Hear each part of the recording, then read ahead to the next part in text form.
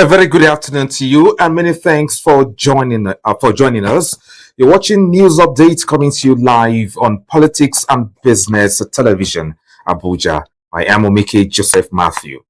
The federal government has directed the National Agency for Food and Drug Administration and Control to suspend all enforcement actions relating to the proposed ban on sachet alcohol and 200 ml BET bottle alcoholic products. The government also warned the agency to immediately stop sealing factories and warehouses over the issue.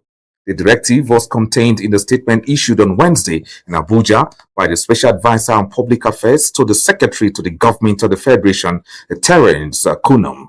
Kunum said the order followed a joint intervention by the Office of the Secretary to the Government of the Federation and the Office of the National Security Advisor, which raised concerns over the security implications of continued enforcement in the absence of a fully implemented national alcohol policy.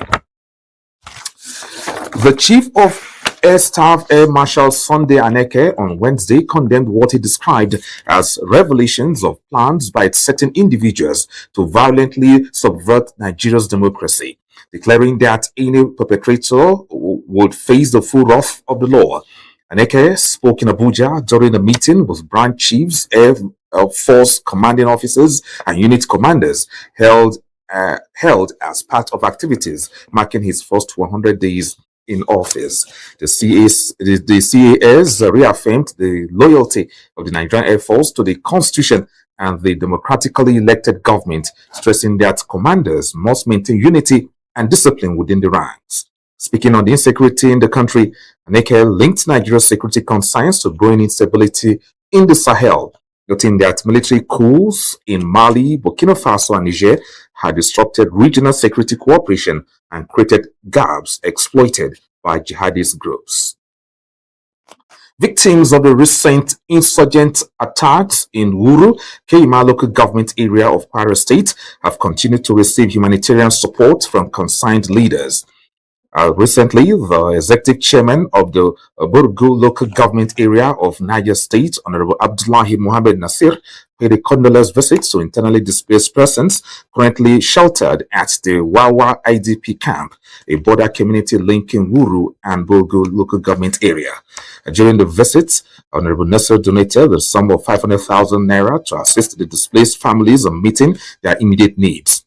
He also directed the management of the Wawa Primary Health Care Center to provide prompt medical care to the victims, many of whom are still dealing with the physical and psychological effects of the attacks.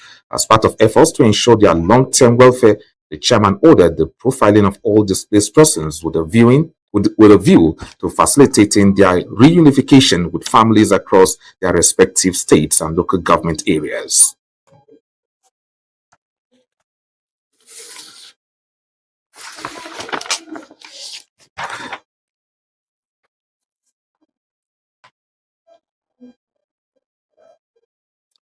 All right, let's move on to our next story. A book highlighting export potential and investment opportunities in Yobe State is scheduled for unveiling in Abuja on March 26, 2026.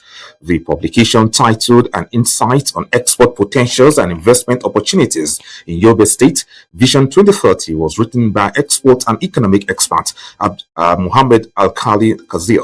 In a press statement signed by Comrade Ntata Mahmood, the organizers disclosed that several prominent personalities are expected at the event, including Yobe State Governor Mai Malam Buni, Kwara State Governor Abdul Rahman Abdul Razak, Gombe State Governor and Chairman of the Nigerian Governors Forum Inwa Yahaya, Niger State Governor Mohammed Bago, Kano State Governor Abba Kabir Yusuf, business mogul Aliko Dangote, and industrialist Chief Ato Eze, among others. The book provides a comprehensive overview of Yobe State's mineral resources and agricultural produce, while outlining practical pathway through which exporters and investors can harness these resources. It also underscores the relative peace and security the state as a critical enabler for sustainable investment. Kasir, who is the son of a former military governor of Kwara State, noted that despite Yobe's